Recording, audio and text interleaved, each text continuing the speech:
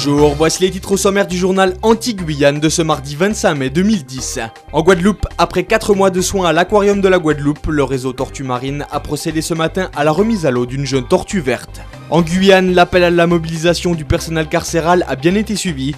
Les agents pénitentiaires dénoncent notamment la surpopulation au sein de la prison. En Martinique, quelques semaines après avoir informé les autorités, les employés des vedettes Madinina alertent maintenant la population sur leurs conditions de travail.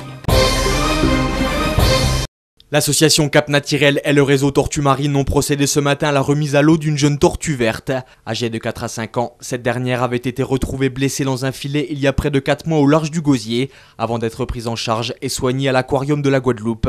L'opération, qui s'est déroulée sur la plage de Saint-Félix devant les yeux des élèves de l'école primaire de Margaillard, intervient dans un souci de préservation d'une espèce en voie de disparition. Trop petite pour être baguée et trop jeune pour que les spécialistes effectuent un suivi des pontes, le spécimen de 5 kg et de 35 cm de longueur de carapace a donc retrouvé son univers aquatique après 4 mois passés aux soins. Et pour immortaliser ce temps de communion avec la nature, les élèves eux-mêmes ont l'occasion de trouver un nom à celle qui a désormais repris ses quartiers dans les eaux de l'archipel.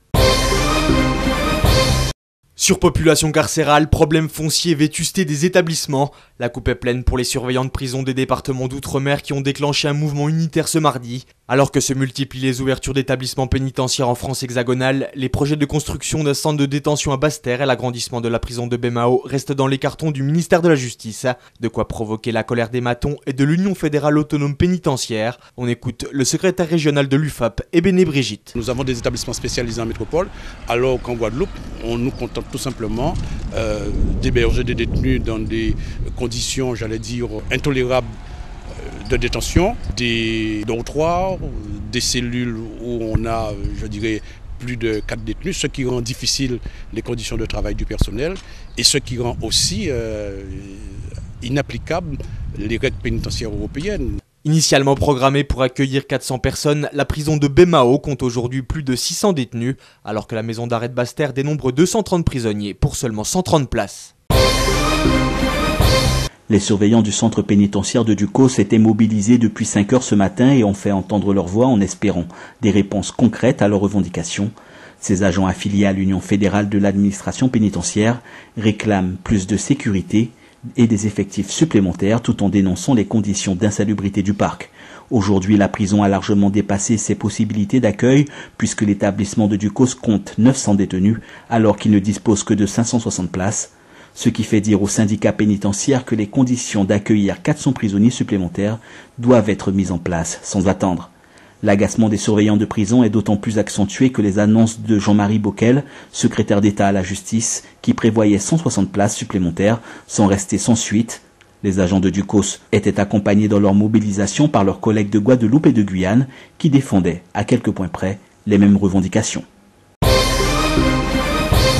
Le mouvement national de mobilisation du personnel carcéral a bien été suivi en Guyane. Le centre pénitentiaire de Guyane, qui compte 168 agents, est réputé comme l'un des plus dangereux de France, avec une surpopulation des détenus importante. Pour le syndicat UFAP, la Guyane a des spécificités qui ne sont pas réellement prises en compte.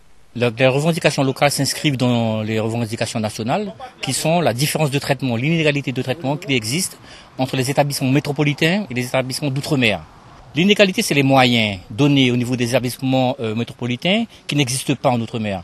Je veux parler des ERIF, donc les équipes qui permettent de remplacer les agents sur leurs obligations de service pour qu'ils puissent être formés.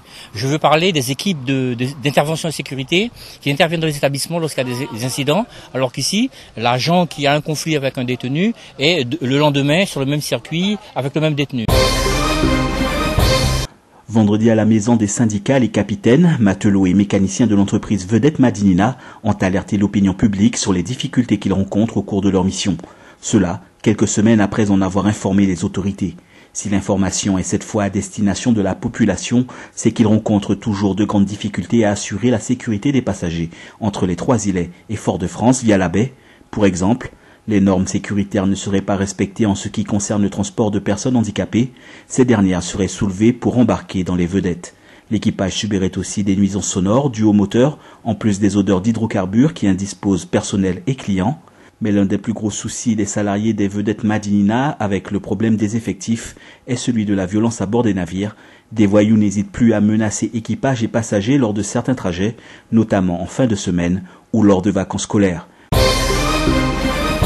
Les opérations de réhabilitation et de démolition sont des opérations à très haut risque compte tenu de la présence potentielle d'amiante. En Guyane, la société TSA Sogedex est chargée du désamiantage de certains sites tels que l'ancienne chambre des métiers ou encore des locaux de l'hôpital de Cayenne en cours de démolition. Les déchets du désamiantage sont récupérés puis confinés et enfin acheminés vers des unités de traitement de l'amiante directement en France. Le désamiantage consiste à créer un confinement dynamique et statique afin de traiter les matériaux contenant de l'amiante sous différentes formes dans un bâtiment. Les dangers de l'amiante sont des cancers du poumon, du mésothélium, de la plèvre, du larynx, des plaques pleurales qui peuvent se déclarer jusqu'à 40 ans après une exposition assez forte à ces matériaux.